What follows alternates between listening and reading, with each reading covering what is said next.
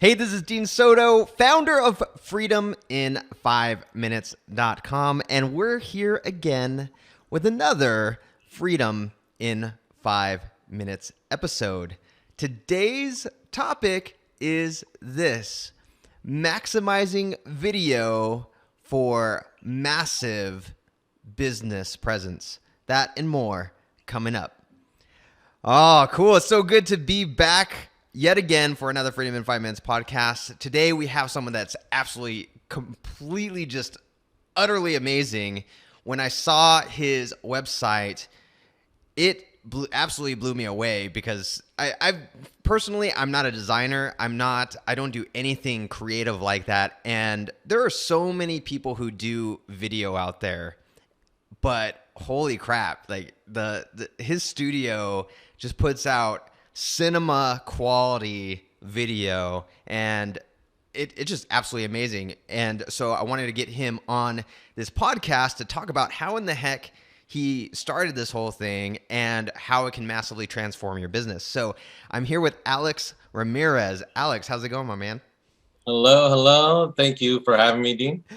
So Alex is the founder of Voto Studios, VOTO Studios.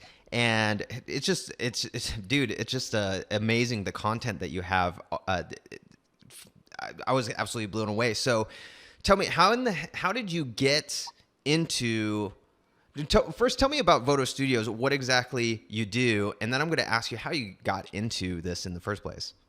Got it. So Voto Studios is a video production company, and we've recently kind of switched over to becoming a marketing company, and we fought that for a little while just because we're originally just video makers. The thing was, and I think things that you have seen, we have a YouTube channel where we put out our own creative content. So just besides having clients, we like to do the creative stuff, and that's actually a career goal for us, to be able to make money, all the money with the creative stuff. And so just because we realized, it was easy for us to grow an audience, it's easy for us to, have an audience that we can engage with. Those are things that businesses everywhere want to do. So if that comes so naturally to us, then it just kind of made sense to shift to that business model. And so, yeah, we're a new marketing company now. But yeah, we evolved from just a video production company to a marketing company with a heavy emphasis on video, where we do all the video in-house, because we actually work with other marketing companies. When you're a creative company, it's actually great to have partnerships with agencies, right? With marketing agencies, because they don't always have live action video in-house. They don't always have animation in-house. The good thing with us is that we do it all in-house, whether someone needs a cartoon or someone needs a full, live action corporate promo. That's all something that we can do in-house. So we have, that's a good feature of us, Yeah, it's awesome because a lot of the video that I saw that was on there, you have high-end special effects that you would see in movies, and that you don't typically see that with people who do any type of video marketing, that where it's just it's a quality that you would expect to get from multi-million, if not billion type studios. And that was what really shocked me. So how in the heck did you personally kind of get into this whole aspect of, video marketing and creativity, as well as getting into the marketing space just in general? Yeah. Well, I think there's two parts to that story. One is like how myself and all the guys here got involved with video in the first place. And then second, how we were able to even have a good mind for marketing and kind of know how to maneuver in that market. When it comes to the first part, being a video company, just strictly video production, we had grown up making videos together, myself and my brothers. And so I've actually hired 3 of my brothers. And one of my friend, Vincent, he's our, head of creative, but we met in high school. So we had been making videos together since high school, and we would make music videos because he used to make music back then. And we had won, at that point back in high school, a nice little film festival, like a local one. We were like, wow, this is really cool. And so fast forward a few years, I had just been doing the video thing on my own. And the only reason being is because I just didn't want to it's not that I didn't want to work anywhere. It's I had a lot of people that knew me knew that I did video, and so I had opportunities to do video for a few different companies. It started with a company called Upward Bound. It was a company. It was a program for high school kids, just to help them, get into college. And so I was part of that program. It was for like low income kids to help them probably be the first one in their family to go to college. And this program, at the end of every summer, they would do a cool slideshow just to showcase what happened in the summer for the parents, but also they would share that with the people who would give them the grants in the government, so that they can get more money for next year. And so I told them one year, hey, let me do a video. Let me make a video instead of having that PowerPoint that we make. And then so they were like, my first real client. And then from there, it just kind of evolved. And so that's kind of how we got into video. Now, when it comes to marketing and why we know how to navigate in that space, it's because I had left Voto Studios. I kind of created it only because I was getting those clients already, right? Like people that I already knew. It was kind of easy for me to just be like, I would just suggest it, and they wanted to hire me. So that was easy. Yeah. But then later, I actually left to join a market research company, a big tech company here in Fresno, and it was called Decipher. And then we got bought out by a company called Focus Vision, and then we got bought out again. So I was there for about 2-3 years, and we were part of 6 acquisitions in that time. Jeez. It was very, very fast paced. And I started there just to make tutorials for them to help onboard some of their clients, show them how to use the software. They would have software how to make a survey, right? So you go to Taco Bell and they say, hey, fill out the survey or something. That's the company that makes those surveys. So I started off just making tutorials on how to use their software, but then I kind of joined the marketing team. Then we took over the marketing team there, and then I hired all my guys that I wanted for Voto. So this core group of guys that was over there at Focus Vision, and I was right under the CMO at the time.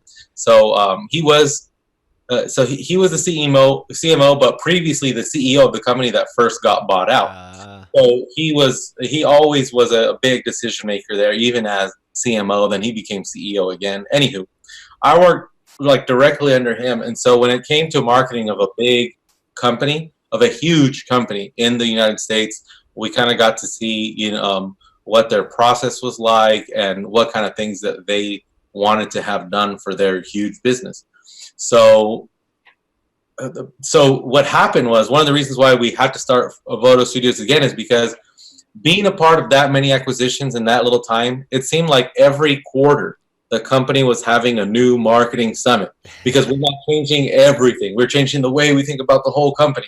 The market position has changed. The way we talk to clients has changed. So it was too much. And then one day they said, hey, we're going to have to cut some of the marketing team. So I was like, wow. And so they had cut my younger brother, Antonio, and they cut Vincent, my good friend, right? The guy who I've been creating things with forever. When I found that out, I was like, I'm just going to leave. I'm going to put in my 2 weeks, because they both said, hey, if you leave, we're already gone no matter what. We'll just help you out with Voto, and then we'll do that. So I put in my 2 weeks, and then little by little, they've been letting the other guys go as well. After I left, I guess it was part of a big plan anyways. But that we've just been capturing them as they've been leaving, and so now they're all working here at Voto. So it's like the same core team, but it was all my guys anyway. To be so that is awesome. I mean, it's like free education over there to get better at the creativity, and then whoop, right to Voto. I know. And then we got very lucky. Shoot, we don't have the camera here, but we had bought so much equipment from them. Because when my last brother left, or before my last brother left there, they had to sell all of the video equipment that they had, because they no longer had a big powerhouse studio or video studio in-house. So they didn't have a use for all this stuff. And it was about $80,000 worth of equipment that we had bought for them. And we had to spend that money to buy that equipment because they had a surplus one day. And they were like, guys, can you spend $80,000 in the next 2 days? And we were like, okay. B&H, going on to all these, like the places that camera guys go to find stuff. So we had bought all this stuff. And then my brother, like our main camera right now is a C300 Mark II, Canon C300 Mark II, which we got like at a 10 or a 90% discount just because we bought it from the company and we made the price that they were selling it for. So we got lucky there. That's awesome. Dang, man, that's that is such a cool story because I mean you would, oh man, especially 90% off because Yes. that, I mean, part of, obviously there's the after the post production that you have, but my gosh, like that no wonder you guys have such good quality video and pictures and everything like that, because yeah, that's you can tell the difference for sure. And so to get that 90% off plus get your friends slowly coming into Voto Studios, that's pretty dang amazing. I love that. Yeah, and well, one of the reasons why we can have the good-looking video stuff when it's live action is because my brother is a professional cinematographer. Mm, So just bringing him, having him do the video, will just elevate the look of it. And the thing is, I can shoot video as well. I can grab a camera and go shoot. It's not going to look as good as him.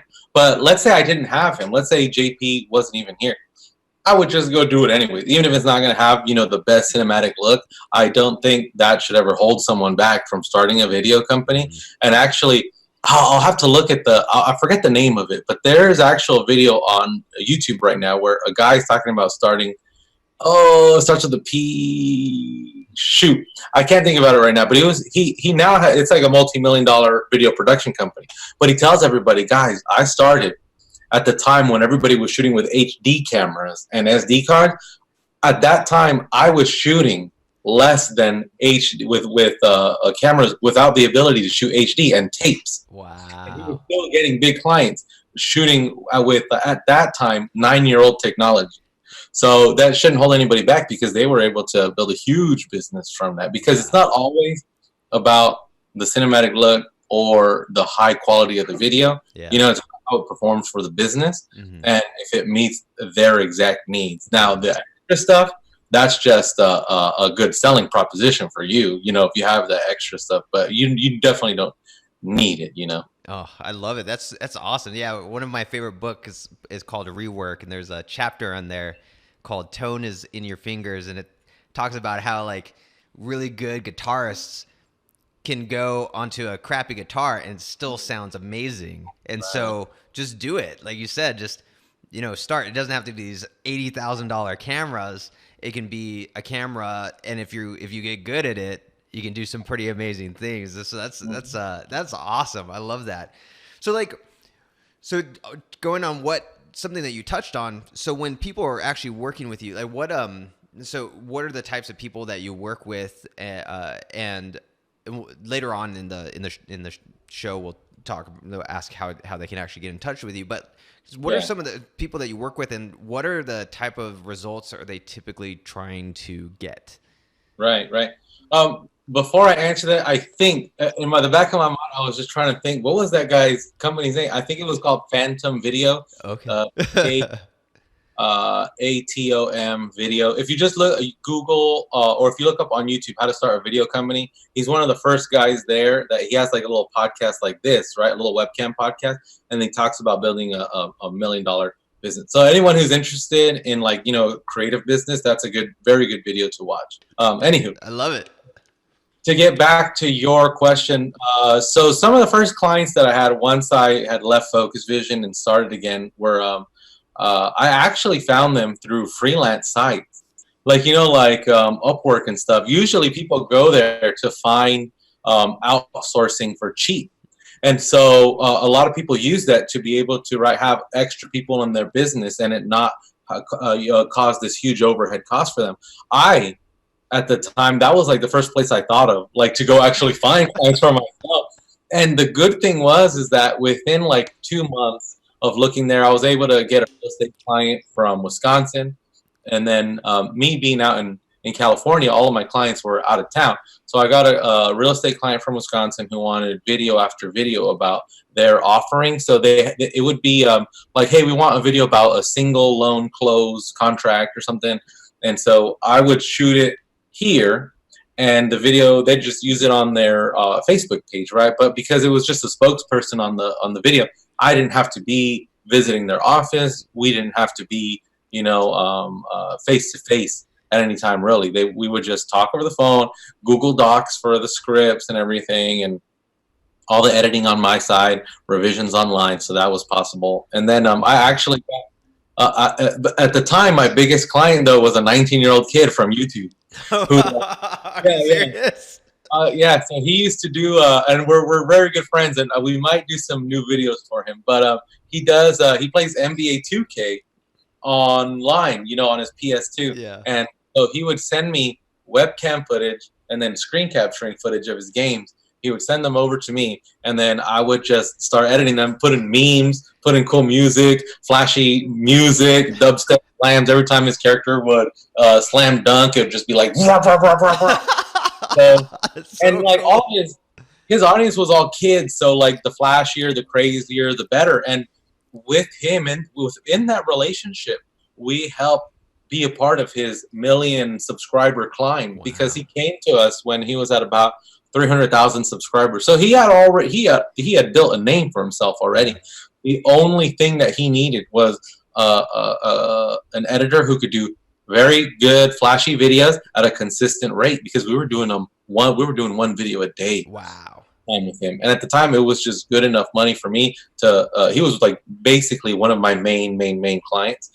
And we created a system to be able to pump those out fast enough, and so he was a great client. And the transition happened, and I had to stop working with him because there was a transition where at the time when I was doing that, I wanted Vincent and Antonio to help me with Voto Studios, because I thought if we get clients now, then that'll allow us to do the creative work at a steady pace later. Yeah. And then Vincent he loved the fact that he could live off of what is that called, unemployment. And so he was like, hey, let's just do the creative stuff now while I'm on unemployment, and hopefully I'll get money later. And I was like, we could. And I was like, okay, if you're gonna work like that, I'm gonna have to keep my clients. And then at that time, Voto was just to make enough money for me, just so I could survive. And but after doing creative for so long, Vincent had to go get a job, and then my brother was gonna have to go get a job, and then Vincent went to go get a job as like a dishwasher for like 2 months, and he was calling me about the agony and how he didn't like it, and like there was no time for creative anymore. And I was like, I feel like so bad. Yeah. And so I was like, hey, I'll hire you and I'll hire JP, and I'll just have to switch the clients up on my end so that we can now make money for everybody. Because at that point I had only been making money for myself, and we just had to go after a different kind of client. So when I brought them on, that's when I really tried to go after the agencies. Yeah. Now I look at every single marketing agency in Fresno. I made sure to contact all of them, let them know that we're here. Yeah. And because of that, we were able to connect with NTD Media, which does the food show. So if you looked on through our work, we worked on a really cool food show. It was a lot of visual effects work we did for them. They had an intro that they shot, but they were like, guys, we want something with a little more flash on this. And I'm a visual effects expert, so I just took it. I redid it, and they loved it, and they were like, guys, we want you to work on the show now. So that's how that happened. And then with another company, JP Marketing, very thankful for them, because they were able to give us work where, we were recurring work for them, because they were working with a Brandman University, and they were doing like this whole Spanish series. And so we were driving. We shot down near LA, and so we would travel, shoot with them. They'd put us up somewhere, and then we'd come back here and edit the whole thing. And then then I had to change my prices for the real estate company out in Wisconsin, just letting them know, hey, this is gonna be the new price, and I have to work differently now. So if you guys want to continue working with us, love it. If not, sorry, but that's what we have to do. And then ever since then, it's just been I guess trying to level up the level of client. And right now, we've never done this before, what we're doing now, and that is having retainer clients. Because even when I contacted the agencies, even when it was recurring work, it wasn't on a retainer basis. And so now we have switched to becoming a marketing company. And I tell them, like, it's a retainer thing. You pay on the first of the month, and that's how you secure our services for that month. Yep. And so now we have switched to that model, and even now that we've switched to that model, we are now going to hike up the price for the next clients. And so that's kind of the steps that we're taking now, just to grow things. So you're saying, like, you better come in fast as a client before we hike up the price. Right, yeah. So if you're hearing this right now, you better take some action real quick. But that's interesting. So on the retainer side, because a lot of there's a lot of because I noticed that there's a lot of what are those called? They're marketing companies that have like a monthly membership, and you can get like an unlimited logos or unlimited whatever. Right. And I see a lot more of those types happening, but I've never really seen a full on like digital marketing company do that retainer setup. But it actually makes sense to me because, I want, if someone's going to do marketing for me, I want to know that they're going to be available to me. And so what did you see a big change in how your customers interacted? Did it help out? And because it helps you too to deliver a mass amount of service, knowing that you have this consistent cash flow coming in. Yeah. Yeah. So it definitely changed things, and now we're just hiring 2 new people right now in order to help us manage those ongoing relationships. And the thing that so one of the things that we wanted to make sure was, look, when we get into these relationships, we want to know what the client's trying to achieve, because there's different ways of doing marketing in social media. Either you want us to come in and just do your Facebook ads, or like just run ads. We're not trying to grow your audience. We're not trying to grow your followers. We're just focused on ads that people can click through and then convert whatever you're trying to sell. Or we come at it from the branding side. Are you looking at this as a long play? You want us to grow your numbers. But when we get into a contract, is just understanding what they want to do, how we're going to be judged. How are we going to be judged on our work? Are we looking at view numbers, or are we looking at sales numbers? Mm-hmm. And so, but either or, it's going to be the same price on our side, because you're going to have the same amount of people working on your project. And so for us, it just makes sense. It's like, look, whatever you want to do, we can be that piece for your marketing. Whether we're like the full outsource of that marketing company, or we're working in tandem with your people. And actually, one of the reasons why we switched to that is because, and this is something that I was going to give for your 5-minute thing. Something that was a big switch. So let me know if you want me to reveal it now or later. Let's do it. So just to set the context, every episode I always ask for that 1 5-minute mindset shift, that 1 5-minute strategy, 1 5-minute thing that completely changed your business and the way that you actually do your business. And I would love to hear what that was. That would be absolutely awesome. Yeah. All right, so that change, I'll tell you what the change is right now, but that change was actually the catalyst for us changing our company from video to marketing. And that was this. And it was something that I learned from The Future. There's a guy named Chris Doe. He runs an account called The Future. And he actually runs a company called Blind. It's a huge agency in LA, creative agency. They do things for Halo, Xbox. They do things for like shows that you've seen. They do the intros for them and stuff. But anywho, they have this framework for working with their clients where they say, look, I don't want to be an order taker for my clients. If someone comes to me and says, hey, I want a video about my restaurant. I want a lot of chicken in there. I want a lot of this in there. The way that we used to work is be like, oh, okay, cool, we can do that. Let's schedule a date, and then we'll go and film, you guys cooking the chicken and the fire and everything. Where now, and this is a framework we got from them, Chris does a whole period of discovery with them and strategy. And so the way we've adopted it is, okay, if someone wants to do a video or someone wants to do marketing with us, we spend that entire month figuring out about their company, about brand attributes in their company, figuring out what their customer profiles are, figuring out how this is going to affect revenue or awareness for them, right? And then categorizing and scoring them, right? Which ones are priorities for you right now?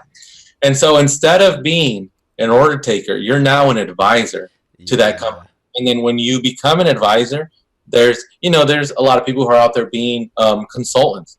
And so when you get paid to think you're valued a little more, and so Chris and them, they gave us a very easy framework for us to just kind of follow some of their steps.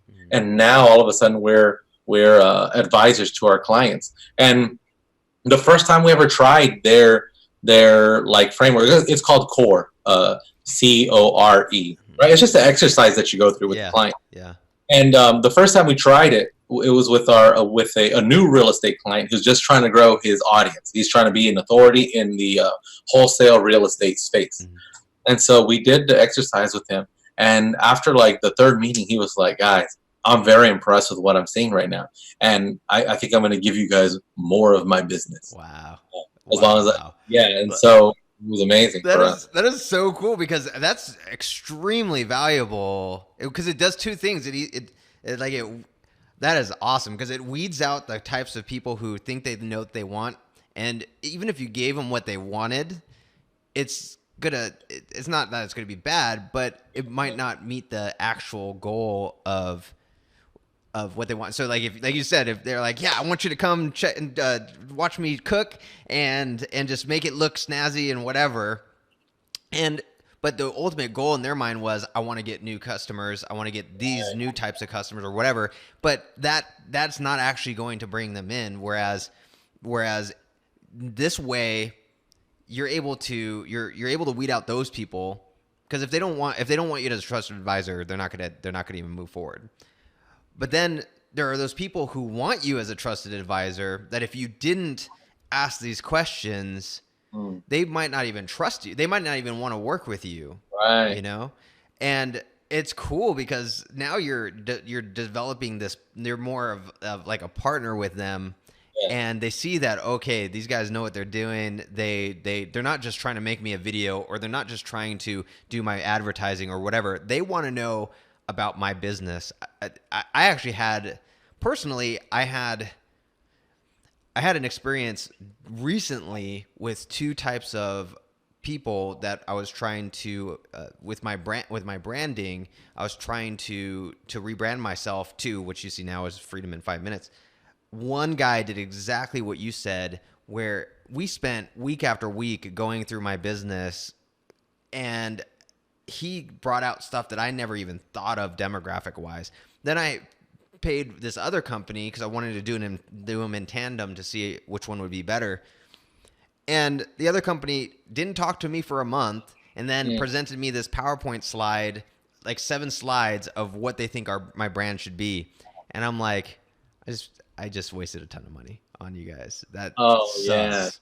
Yeah. And So I actually, was it this morning? No, the day's running. It's either yesterday or today. No, it had to be yesterday. Anyway, I interviewed the guy who, he interviewed me for his podcast, who helped me with the branding. I absolutely love the guy. I'll promote him. I'll do whatever I can, because of how and we're going to do strategic partnerships and things like that later on. Yeah. And the other guys, I'm like, don't come near me. Like, don't you delivered something that wasn't even valuable to me. You just threw ideas at me, and that's it. And so it's cool that you come at it from that viewpoint, because if someone comes to you and says, I want a video, I'm sure there are times where you're going through the process, and they realize, oh, that's not actually what I want or what I need. Yeah. And so that's what sorry, go ahead. No, go ahead. I was about to let you. What you were saying right now, that's one of the reasons why I like the whole discovery period, the strategy period, because you were saying, look, sometimes you'll write something and then show it to them, and then they think that that's not what they want. And so one thing that we've seen that the strategy does, and one reason why you would want to do it as any type of creative, whether you're doing a logo or a website or a video, is because what you're doing in the strategy meetings, as long as you include all the stakeholders from the business that are going to be making decisions about your work, include them all from the beginning. And what you're doing is squeezing subjectivity out from that project, because later down the line you can say, look, we together as a group decided that the company has this kind of voice and is going after these kinds of people and feeling this kind of way. And so if you're saying that the script is not good as is and you want to throw that new thing into the script, realize that you're now weakening it because it's not matching up to what we said that we wanted. So before, it's very hard to have those kinds of things because it's two subjective minds kind of clashing together. Where before, where now, you do the strategy in order for everybody's mind to get aligned. Yeah. It's very, very powerful. Oh, I love that. That is a great 5-minute shift, by the way. Yeah, because you bring them on. It's almost like seducing them into into either seeing it your way or just seducing them to get everything out of their head that they really want, and then saying, well, if that's really what you want, this is what you need in order to make that happen, rather than just make me a video or do my ads or do this, and you're like, okay, yes sir, we'll do that, and then they're like, that's not it didn't even work. So Voto Studios doesn't work.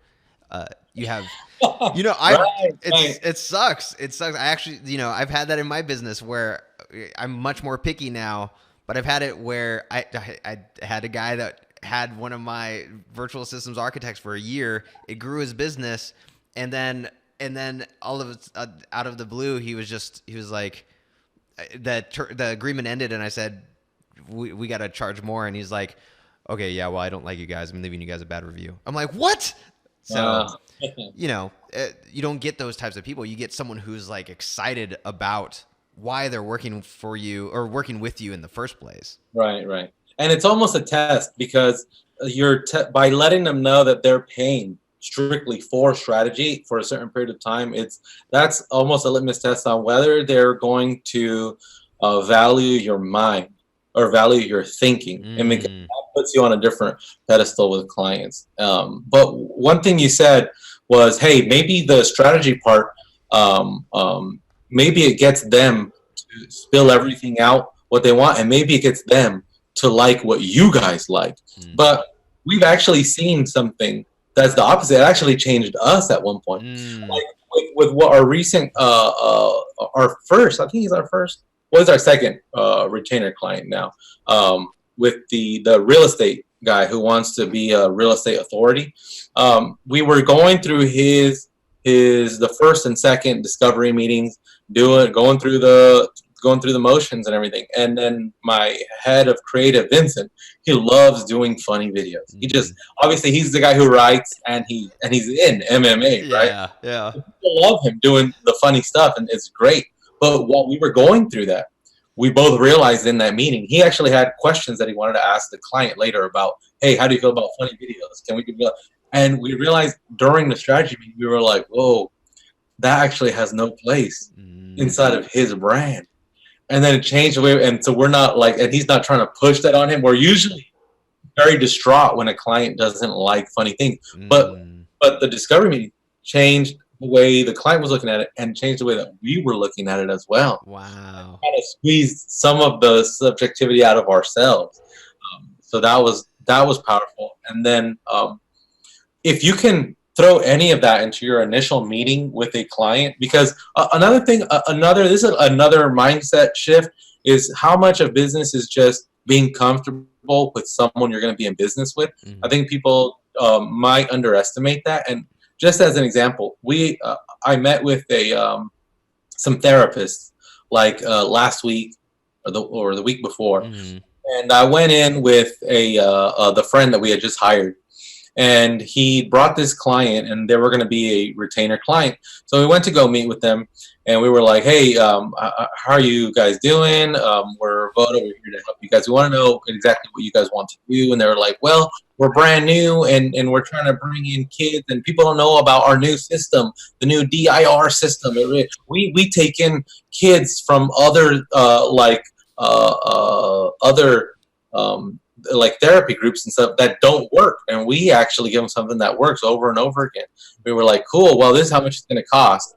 We were like, "Oh, well, we can't afford that." And we were like, "Oh, well, sorry." And but we just tried to be helpful in the meeting. We were like, "Well, look, if you guys don't want to go with us, that's fine." But it seemed like they were they were such beginners when it came to marketing. We just threw a whole bunch of I gave them like little pieces of advice, little pieces, and like one piece of advice that I gave them, I was like, "So this DIR thing, no one knows what it is." And they're like, "No, no one in the valley knows what it is."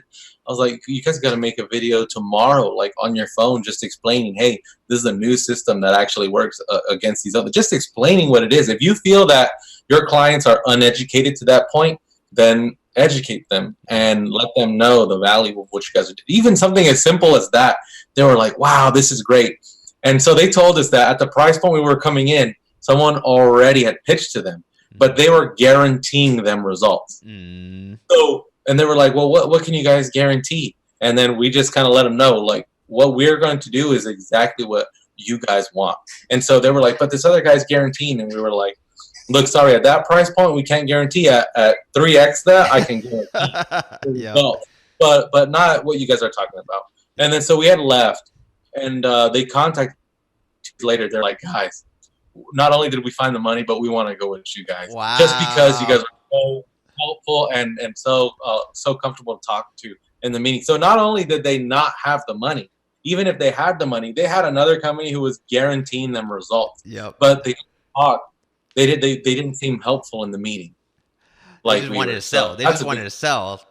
They just wanted to sell. Yeah. See, like that is cool, man. Like being willing to being willing to give value first before taking value is huge. But also just knowing where you're at in like the process and being comfortable, because even in that you could, you're basically laying the cards out on the table saying this is who we are, and you can choose to be partners with us. You can choose to enjoy working with us, choose to have this relationship or not. But we're not gonna guarantee. It's like dating someone that the other company is like, "Oh, I guarantee you that we're gonna get married in a year or whatever." Whereas you're like, "Hey, I don't even know. This is who I am. If you want to get in a relationship, we'll see how it goes." Yeah. Right. I love it, man. I love it. So, for people who want to work with you, how do they get in contact with you, and what can they expect when they're actually working with you? Yeah, so I mean, if you guys want to work with us in the capacity of having marketing or video services provided by us, you guys can reach out to me, Alex at votostudios.com. You can check out votostudios.com to see our work. And then if you want to see some of our funny stuff, how we grow our own audience, we're going to hit 100K subscribers on YouTube sometime in the next 2 months. Yep. And get that first plaque. But you can check out Voto Studios on YouTube. It'll pop up. You'll see Vincent and with a beanie on, just like me. I love that face. And the icon. So yeah, anybody, and you know what? I'm very open. Like if anybody wants help, like business stuff, I have videos on my channel as well. Like how to find clients, things like that. I explain me in the beginning, and then how talking to other agencies helped me as well. I got videos like that on my YouTube. But if people have questions, you guys can email me. Look me up on Instagram, the Alex RMZ on Instagram. So yeah, anybody feel free to reach out. Oh, I love it. I love it. And yeah, you guys have to definitely check out. I didn't want to say it until the very end, because you have to check out MMA. It's Mexican martial arts. It is absolutely hilarious. It is absolutely hilarious. Like my favorite one so far has actually been the Muay Thai one, where Oh yeah. he's like, yeah, Muay Thai, it's the art of 8 limbs. Well, Mexican Muay Thai is the art of 16 limbs. You use your fingers. And he's all training on a banana. Right in his room, In his room, which is, flicking the banana. what are you doing in there? Oh man, it's high quality stuff. It is absolutely hilarious. It's high quality, and then you actually get to see just all of the different things that your studio is capable of doing at the same time, which is really really cool. So yeah, you got to definitely check that out on. That's another thing. I've found this for myself and for other friends. Like when I told you, that one of the real estate clients we're working with, he's all about growing his own brand. Mm-hmm. He actually called me and said, "Hey, you guys are underselling yourselves on your website." Because I was actually wondering whether I should go with you guys or not. But I took one look at the YouTube page and I'm in. Whoa, So see? it was Mexican martial arts that sold to him. So it wasn't even our client work that sold to him. It was our creative work. And I've seen there's a friend of mine named Enrique Meza, and he runs a company called Meza Films here in Fresno. And he's part of like a program called Art Hop. It's just like every once or twice per month, people put up exhibits and stuff. And so he'll do series of photo portraits, like different types of portraits.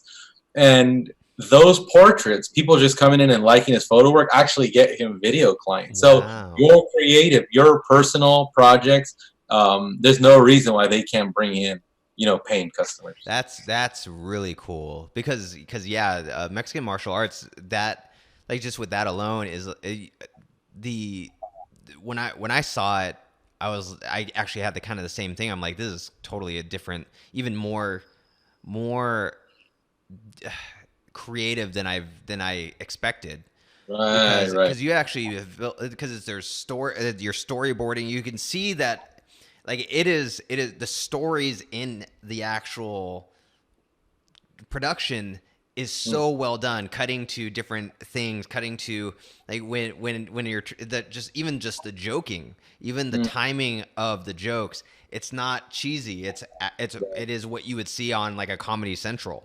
It's awesome, and so it gives the whole picture. It kind of gives what you are actually capable of. So if someone wants to be funny in their business, they can be funny. If someone wants to have high end cinematography, they can have that. And it was really neat to see. So Voto Studios, VOTO STUDIOS. Okay, I'm glad I spelled that right. I was actually more on the studios. I'm like, how do you spell studio? Everybody calls it Voto Studios.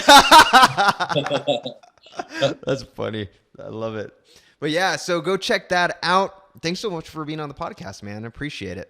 Thank you for inviting me. This was very cool. So I'm glad. Hopefully it's helpful for people. Yeah, no, it totally will be, man. And so thanks for being on the podcast. And if you want to go check him out, go check out Alex at Voto Studios and go check out Mexican martial arts. If you type in Mexican martial arts on YouTube, hilarious series. You will laugh your butt off. It's really, really cool. So, but this is the end of the Freedom in 5 Minutes podcast. But we will be back again with another Freedom in 5 Minutes episode as usual. So until then, we will see you on the next Freedom in 5 Minutes podcast.